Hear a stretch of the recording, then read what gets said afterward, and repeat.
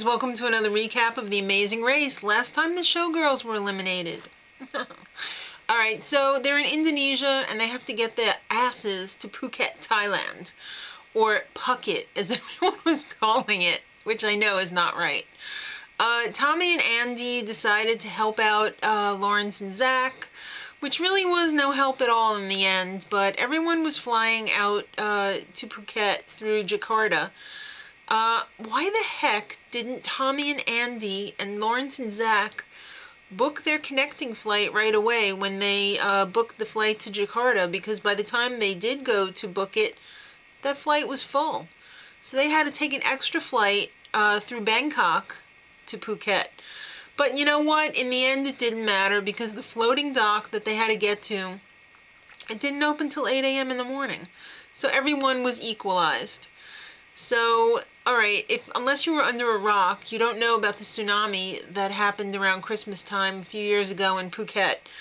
So this challenge in the race has to do with rebuilding Thailand, which was kind of nice. You had to pick either coral reconstruction or beach prep. I don't know how beach prep is rebuilding Thailand, but I don't know, one chair at a time. So in coral reconstruction, you had to make a underwater coral nursery, bring it out on your kayak and, you know, plant it in the ocean. Or beach prep was you had to get your 20 chairs with your symbol on it and 10 umbrellas and set them up in the way that they're supposed to be set up on the beach. They do have rules, you know. Alright, so the siblings were arguing as usual. They're not happy unless they're fighting. Both of these tasks were really hard, but two of the sets of couples that had picked the underwater coral thing switched over to the umbrellas because it was really hard. The current was making the little nurseries drift and the kayak was drifting and it was windy and it was tough. That was Amani and Marcus and Jeremy and Sandy. They both ended up switching. Alright, so like I said, it got windy. Some of the umbrellas went flying around on the beach. You really had to get them into the sand, and the twins were really having a hard time with that. In fact, one of the umbrellas hit one of the twins in the head, and I thought the guys, the creepers that were watching everybody do this, you know, they were laughing. That was really creepy of them.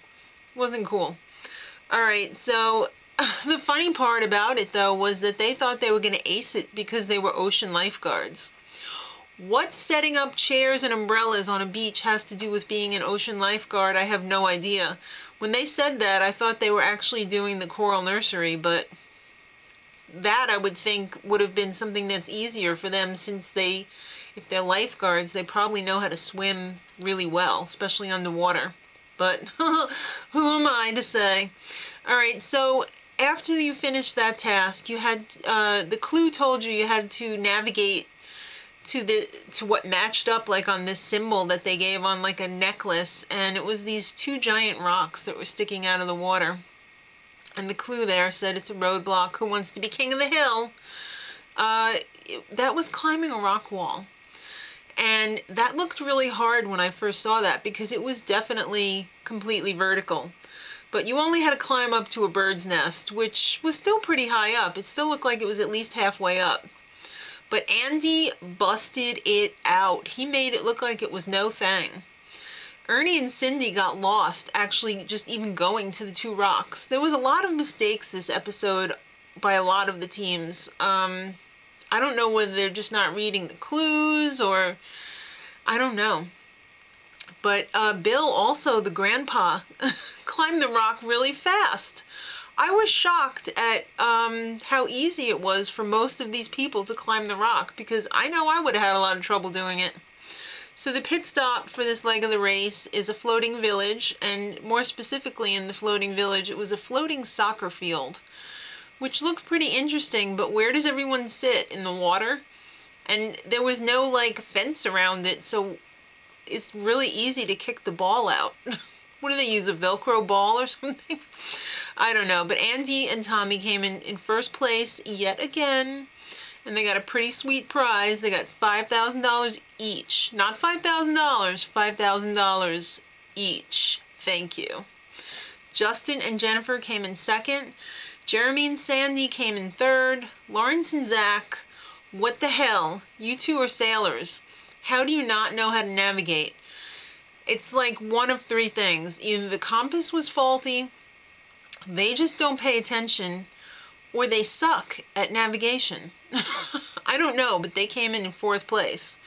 Ernie and Cindy came in fifth. Amani and Marcus came in sixth. I can't believe the way she climbed up that rock wall. She was really good. I was surprised.